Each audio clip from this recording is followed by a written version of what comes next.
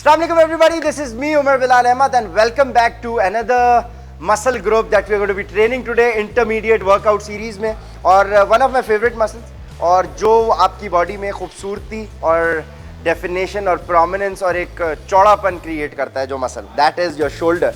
Shoulder पे आने से पहले हम इसको इन सिंपल समझ लें. शोल्डर, ये जो साइड वाला एरिया है इसका, ये लेटरल कहलाता है. ठीक है, लेटरल मीन्स साइड. सो ये शोल्डर का साइड वाला एरिया है, ये शोल्डर का फ्रंट एरिया है, फ्रंट, और ये है बैक. ठीक है, तो ये फ्रंट, साइड और बैक के नाम से जाना जाता है. ठीक है जी, कॉमनली.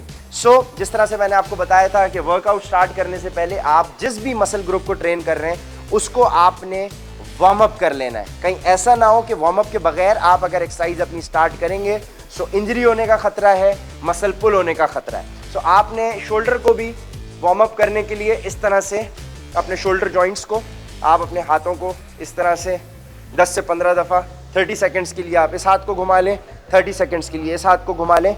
और इस वर्कआउट को हम जो स्टार्ट कर रहे हैं, फिर अनयूजुअल तरीक़ेकार हम इख्तियार कर रहे हैं अपनी इंटरमीडिएट वर्कआउट सीरीज़ में, क्योंकि हमें अपने मसल को ग्रोथ देनी है. After watching that beginners workout series आपने इस वर्कआउट सीरीज़ को फॉलो करना है.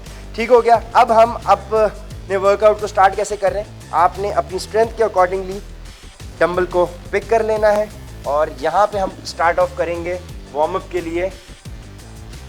कोई भी अपने स्ट्रेंथ के अकॉर्डिंगली आपने वेट उठा लिया. ठीक है जी, आपने ये देखें, अब ये मैं साइड लेटरल्स लगा रहा हूँ. ठीक है जी, अब आपने इसमें क्या करना है, मतलब ये मेरे साइड को, और इससे मेरा वार्म अप भी हो जाएगा और इस एक्सरसाइज से हम अपने शोल्डर के वर्कआउट को स्टार्ट ऑफ कर रहे हैं. ठीक हो गया.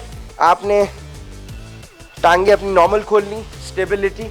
ठीक है जी, अब आपने यहाँ से स्टार्ट करना है. ये आपकी स्टार्टिंग पोजीशन है. हाथ बिल्कुल स्ट्रेट भी नहीं है और यूं भी नहीं है, बिल्कुल नॉर्मल रिलैक्स पोजीशन में आपने छोड़ दिया, कंफर्टेबल. अब आपने ये जितना आप ऊपर इसको फिलहाल लेके जा सकते हैं, लाइट वेट है तो ये ऊपर तक जाएगा. 1, ठीक है, ऊपर ले जाके आप होल्ड करेंगे. ठीक है जी, होल्ड ऊपर ज़रूरी है. ठीक है जी, इसके ऊपर इसमें आप वही 3 सेट लगाएंगे, 10 से 15 रेपिटेशन. वेट अपनी स्ट्रेंथ के अकॉर्डिंगली हर सेट में इंक्रीज करेंगे जो वेट आपको चैलेंजिंग लगे. This is going to be our first exercise. 3 sets आपने इसके लगा लेना है. उसके बाद ये बेंच मैंने स्ट्रेट बना ली है. ठीक है जी, मैंने इसकी बैक स्ट्रेट कर ली है. अब मैं क्या करूँगा, अब मैं आऊँगा डंबल पिक करूँगा. ठीक है जी, डंबल शोल्डर डंबल प्रेस में लगाऊंगा. ठीक है जी, आगे जी, यहाँ मैंने अपनी टांगों पे वेट रख लिया और अब आप ये देखिएगा, ये ठीक है जी, ये पोजीशन होगी, मेरा स्टार्टिंग पोजीशन ये होगी. ठीक है जी, शीशे में भी आप दिखाएं, ये मेरी स्टार्टिंग पोजीशन होगी. ठीक है जी, अब आप ये देखें, 1. ठीक है जी, अगर आप यहाँ तक और फिर ये पूरा स्क्वीज, 2, 3, 4, बैक आपकी लगी हुई होगी, 5, 6, 7, 8.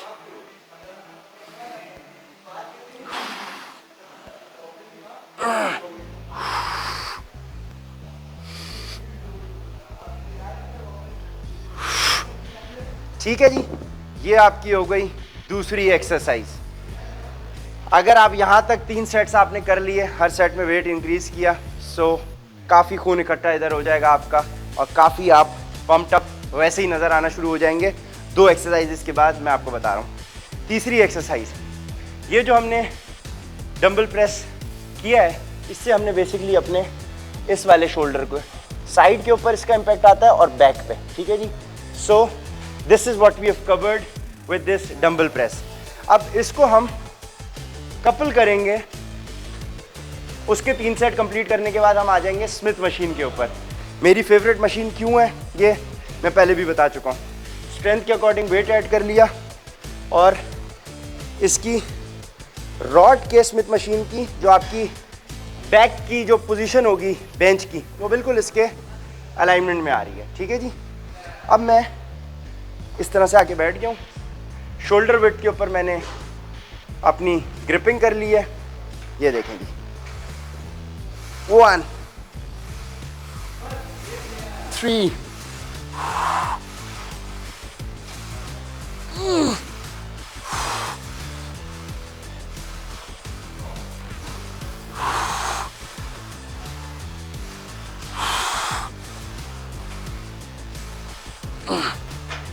ठीक है जी। ये भी आपने अपने डंबल प्रेस के बाद आपने स्मिथ मशीन के ऊपर अपने इसके भी 3 सेट्स कर लिए। हर सेट में वेट अपना इंक्रीज़ करेंगे। उसके बाद ये हमने बैक शोल्डर को ट्रेन कर लिया।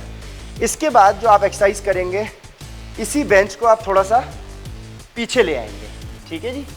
और अब आप क्या करेंगे, फ्रंट शोल्डर की अब बारी है, अब हम फ्रंट को ट्रेन कर रहे हैं। उसके लिए आपने बैक को अपनी थोड़ा सा पीछे कर लिया, इसी बेंच पे इस तरह से आएंगे। और अब मेरी जो ग्रिप होगी वो शोल्डर विड्थ इस तरह से होगी, ये देखें, ठीक है जी। मेरे शोल्डर ये हैं, शोल्डर की बिल्कुल अलाइनमेंट में ये ऐसे, ठीक है जी। मेरा शोल्डर ये है, दोबारा से देखें, शोल्डर की बिल्कुल अलाइनमेंट में मैंने यहाँ से इसको पकड़ लिया, यहाँ से मैंने इसको पकड़ लिया। और अब आपने गौर करना है, ये मेरे अपर चेस्ट के ऊपर भी इसका इम्पैक्ट आएगा और साथ साथ ये मेरे फ्रंट शोल्डर के ऊपर भी इम्पैक्ट आएगा।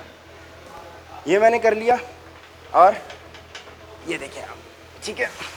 अब मेरी बैक आप जो देखेंगे तो मेरे शोल्डर जो हैं, ये जो मेरे शोल्डर्स हैं और मेरी जो बैक का हिस्सा है ट्रैप्स का, इसने सपोर्ट ली हुई है बेंच की और ये जगह मैंने ईजी छोड़ी हुई है, ठीक है। सेंटर बैक जो है मेरी क्लियर है, ये मैंने सपोर्ट ली हुई है। और अब मैंने फ्रंट शोल्डर को, ये देखें आप, 1 2 3, टांगे मेरी खुली हुई होंगी ताकि मुझे स्टेबिलिटी मिले, बॉडी मेरी स्टेबल रहे। 3, हाथ मेरे यूं नहीं होंगे, ठीक है, यूं होंगे, दिस।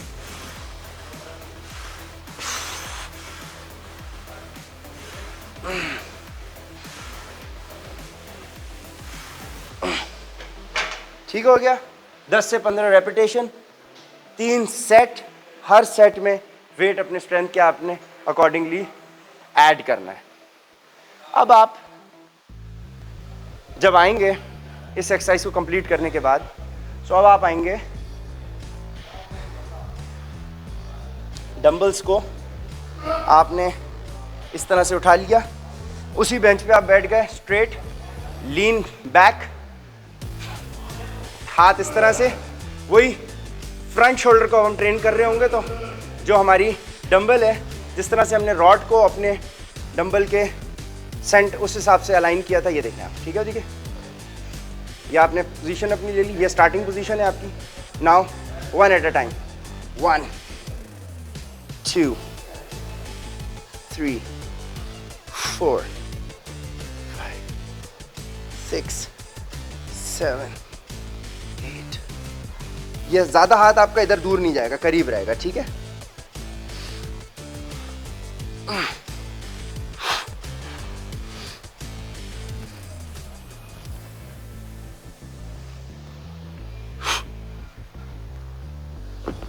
दस से 12 इस हाथ के लगाने, 10 से 12 इस हाथ के कंप्लीट करने हैं तो आपका एक सेट कंप्लीट होगा। इस एक्सरसाइज के आप 3 सेट्स ही लगाएं, चौथे के ऊपर आप जा नहीं सकेंगे क्योंकि टफ हो जाएगा। इसको कंप्लीट करने के बाद आपने किधर आना है, आपने चलना है शोल्डर प्रेस मशीन के ऊपर। ये बहुत कॉमनली अवेलेबल होती है हर जिम के अंदर। सो हम शोल्डर प्रेसेस कर रहे होंगे मशीन के ऊपर। सो अब हम इस मशीन के ऊपर आएंगे, करीब आ जाए। जो हमने शोल्डर प्रेस डंबल्स के साथ किए थे, अब डंबल्स के साथ हमने काफ़ी इसको इंगेज कर लिया है। अब इसको हमने इस मशीन के ऊपर एक्सरसाइज करके, क्योंकि असल मकसद क्या है, हमने किसी भी जब मसल को हम ट्रेन कर रहे हैं, सो हमने उस मसल को इतना तगड़ा ट्रेन करना है कि वो मसल चीखे मारे। डंबल्स के बाद जब आप इस मशीन के ऊपर आएंगे, अब ये चीखे मारेगा। लोग क्या करते हैं, पहले इस मशीन के ऊपर शोल्डर प्रेस लगा के फिर डंबल्स पे जाते हैं। दैट इज़ रॉन्ग अप्रोच और वो ज़्यादा इफेक्टिव नहीं रहेगी। अब आपने अपनी पोजीशन इस बेंच पे कितनी लेनी होती है कि आपका हेड जो है वो हेड रेस्ट के ऊपर आए। अगर हेड आपका हेड रेस्ट से ऊपर निकल रहा है, that is not a comfortable right position, ठीक है जी।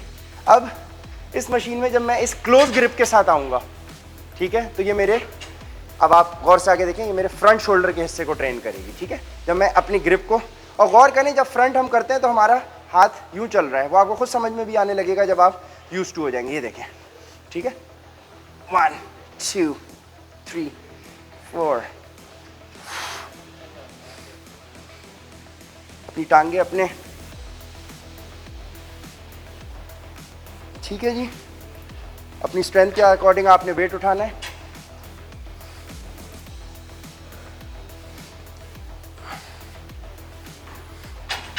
ये हो गया फ्रंट। अब आप ये वाली ग्रिप लेंगे, अपनी न्यूट्रल ग्रिप, जिस पे आपने अपने साइड को और बैक को ट्रेन करना है, जिससे हमने अपने डंबल प्रेस से स्टार्ट किया था, ठीक है जी। वही अपने शोल्डर विड्थ आपने रिलैक्स पोजीशन में अपने हाथों की ग्रिपिंग की है। 1 2 3 4 5 6 7 8 9 10, 10 से 15 रैप्स आपने इसके भी लगाने हैं। सो 10 से 15 रैप पहले फ्रंट ग्रिप से, उसके फौरन बाद 10 से 15 सेट, 10 से 15 रैप्स इस वाइड ग्रिप से आपने करने हैं, फिर एक सेट कंप्लीट होगा। ऐसे आपने 3 सेट्स कंप्लीट करने हैं, ठीक हो गया। अब यहाँ तक वर्कआउट करने के बाद ये चीखें मार रहा होगा, यकीनन मार रहा होगा, ठीक है जी। और इस चीखों को चुप कराने के लिए, इस मसल को, शोल्डर को, आप इसको फिनिशर किधर से वर्कआउट से देंगे वो मैं आपको बताने लगा हूँ, कि करीब आ जाए। अब आप यहाँ पे अपने लिए स्ट्रेंथ के अकॉर्डिंग आप वेट उठाएंगे। यहाँ पे हमने उठा ली ये प्लेट, ठीक है जी। ये बड़ी मज़ेदार और ज़बरदस्त एक्सरसाइज है, इसको आप कार स्टीयरिंग कह सकते हैं, ठीक है जी। जो गाड़ी का हमारा स्टीयरिंग होता है, ये आपने ऐसे इसको पकड़ लिया है जी, ठीक है जी, ये रही, और आप इसको स्ट्रेट ले आएंगे, और ये 1, इसमें ये फिनिशर के टाइम पे हम जब कर रहे होंगे तो हो सकता है कि आपको जो प्लेट आप 10-15 केजी की या जो भी उठाएं, आपको अगर भारी लग रही है तो ज़्यादा भारी प्लेट आपने नहीं उठानी, वो उठानी है जो आपको ईजी लगे, ठीक है जी। इसमें आपने रैप्स नहीं काउंट करनी, क्योंकि इसमें रैप काउंट नहीं होगा। इसमें आपने 30 सेकंड्स का टारगेट रखना है कि 30 सेकंड्स के लिए आपने इसको अपने शोल्डर हाइट पे लेके आके, ठीक है जी, आपने 30 सेकंड्स के 3 सेट्स इसके कंप्लीट कर लिए। जब आपने इसके कंप्लीट कर लिए तो उसके बाद आपने वर्कआउट ख़त्म नहीं किया। जितने वेट पे आपने कार स्टीयरिंग एक्सरसाइज की है, उससे थोड़े से ज़्यादा वेट पे आप उसी किस्म की प्लेट पे जाएंगे, और अब आपने ये पोजीशन से स्टार्ट करना है, ठीक है जी। और आपने इसको फिनिश कहाँ करना है, गौर से देखें, because here we are finishing the workout, so this is going to be tough, this is going to be challenging, but yet effective, ठीक है जी। ये ठीक है जी, यहाँ पे आपका कोर भी इंगेज हो रहा है साथ साथ, और स्टेबिलिटी के साथ आपने नीचे लेके आना है, ना झटके से ऊपर लेके जाना है, ना झटके से नीचे लेके आना है। ये देखें आप, 1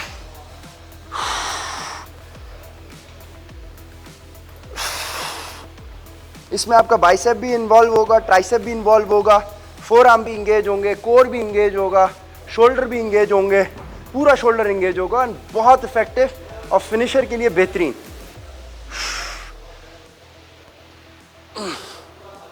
ठीक है जी,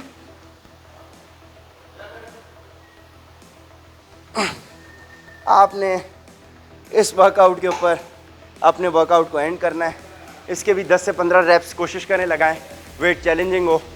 और यहाँ तक अगर आपने शोल्डर वर्कआउट फॉलो कर लिया, सो आई बेट चीखे मार रहा होगा शोल्डर, और आप इसको ग्रोथ की अपॉर्चुनिटी और विंडो देंगे।